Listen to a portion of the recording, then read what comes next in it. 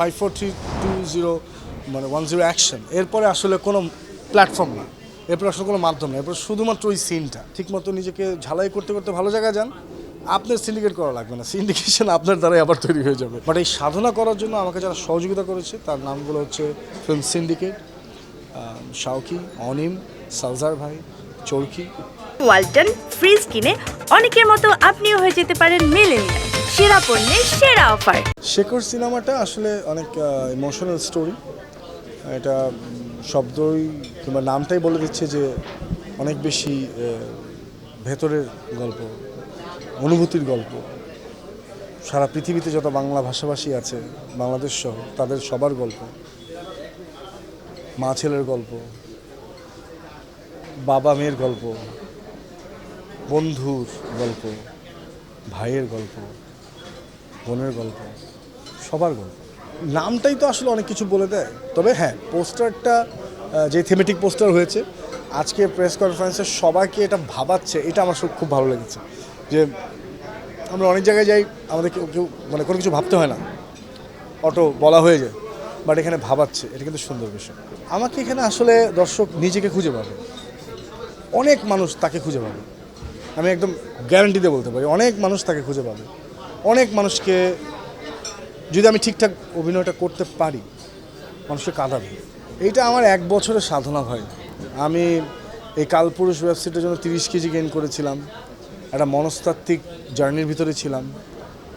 বাহ্যিক হয়তো মোটা হওয়াই যায়, কিন্তু যে মানসিক জিনিস ছিলাম, আমি একটা অলমোস্ট একটা ডিপ্রেশনে চলে গিয়েছিলাম। কারণ আমি এত ওয়েটের না, আই ওয়াজ 74, আমার এইট ছিল 74-80-র ভেতরে। সেখান থেকে আমি 110 কেজি প্লাস। সো আমি কোথাও যেতে পারতাম না, আমি কোনো জামা কাপড় পরতে পারতাম না। আমার আজকে আমি প্রায় 1 বছর পর ডেনিম পরলাম। আমি শুধু পাঞ্জাবি পাজামা পরে কাটাতাম, কারণ সম্ভব ছিল না। কোথাও গেলে মানুষ প্রশ্ন করতো যে এত মোটা হচ্ছেন কেন, অনেক অনেক ট্রমাটাইজ জিনিসপত্র ভাই। সো সেটা একটা সাধনা আসলে। কালপুরুষ আমি যে ওয়েবসাইটটা করেছি এটা সাধনা।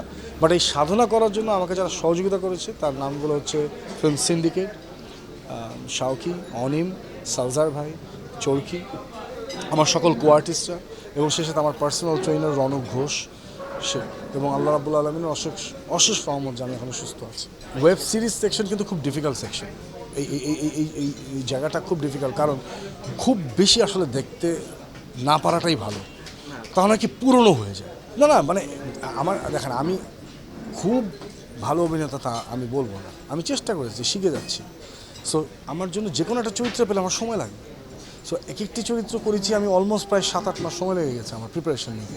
সেই কারণেই আমি অনেক অল্প কাজ করেছি, গত 3-4 বছর মাত্র 4টা কাজ করেছি।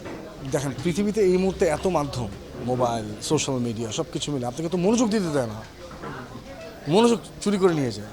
কিন্তু এক একটি কাজ, একটি শুটিং শেষ হওয়ার পর, এই যে আজকে যে আমরা ইন্টারভিউটা দিচ্ছি, আর কোনো দিন ইন্টারভিউ দিতে পারবো আমি এরকম, এই সেম ইন্টারভিউটা পারবো না। সো সেমভাবে একটি দৃশ্য যখন আমরা অভিনয় করি, যতদিন বেঁচে থাকবো দ্বিতীয়বার কিন্তু ওই একইভাবে অভিনয় করার স্কোপ নাও আসতে পারে।